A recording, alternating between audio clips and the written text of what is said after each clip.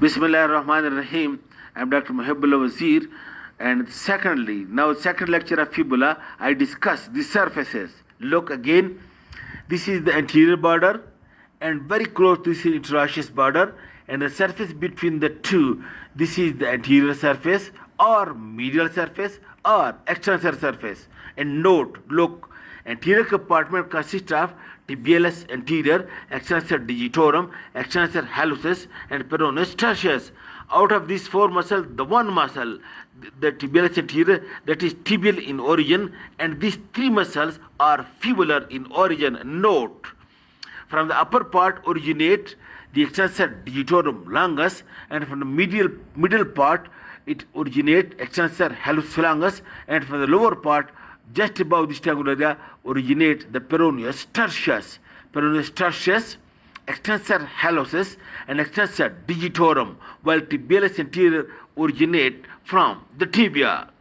Then look at the lateral surface, which is also called as peroneal surface, bounded by this anterior border and this posterior border, and attach anterior muscular septum and posterior muscular septum, and this lateral surface is then bounded by these two septa as well. From it, from the upper two-thirds originate the peroneus longus, and from the lower two-thirds originate peroneus brevis. In the middle part, the two overlap one another, are also called as fibularis longus and fibularis brevis. Fibularis brevis from above,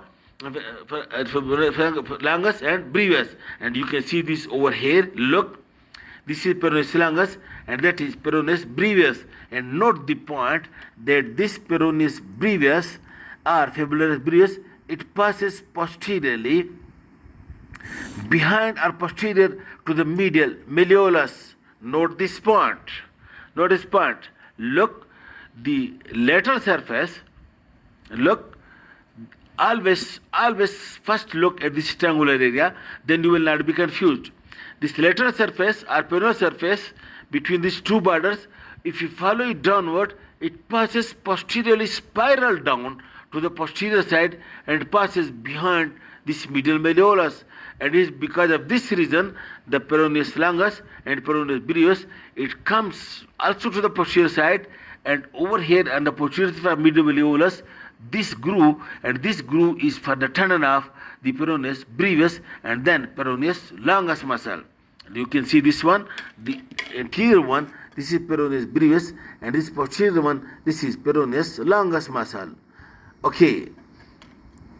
Then look over here, the posterior surface, again this triangular area, and this posterior surface which is bounded on one side by this interosseous border and at another side by this posterior border. Look, this is posterior border, and this is very wide, and at the middle part of this posterior surface there is one very prominent ridge, not present in the lower part.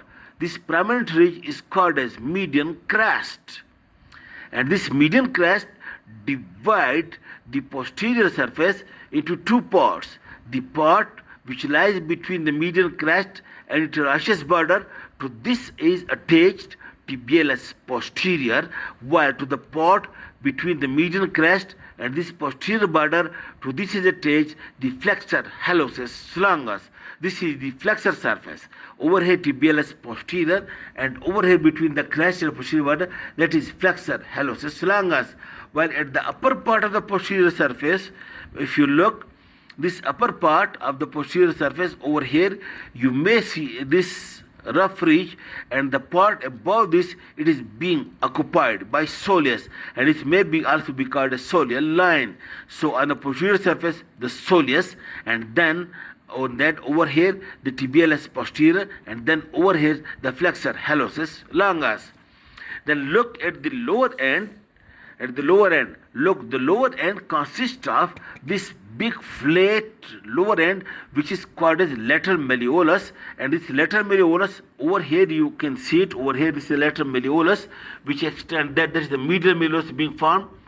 This is the medial malleolus, lateral malleolus, it extends more lower down, and at the over here you can see, over here you can see a rough area, and this rough area is for articulation with the facet in the lower end of the fibula, and to make the inferior, the tibiofibular joint, while the interosseous border look of the fibula and the interosseous or lateral border of the tibia, they are being connected with one another. You can see over here by this interosseous membrane, one joint between the head of the fibula and lateral condyle of the tibia, one joint between the interosseous borders of the two, and one joint over here between the fibular facet of the tibia and the lower end of the fibula.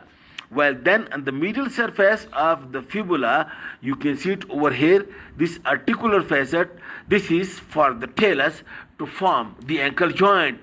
And posterior to that, you can see over here this clear fossa, this is called malleolar fossa. And you can see in the malleolar fossa there are many foramina, and over here are attached two ligaments, one ligament passing to the tibia and one ligament passes to the talus, posterior tibiofibular ligament and then talofibular ligament, tibiofibular and talofibular ligament. While over here an anterior septal area is attached, anterior tibiofibular ligament, and then also attached over here is the calcaneofibular ligament as well. This is all about the fibula, and the fibula ossifies from three centers, one for the shaft, one from the upper epiphysis, and one for the lower epiphysis. And ultimately, ossification is being completed at the age of 20. This is all about the fibula. Thank you very much.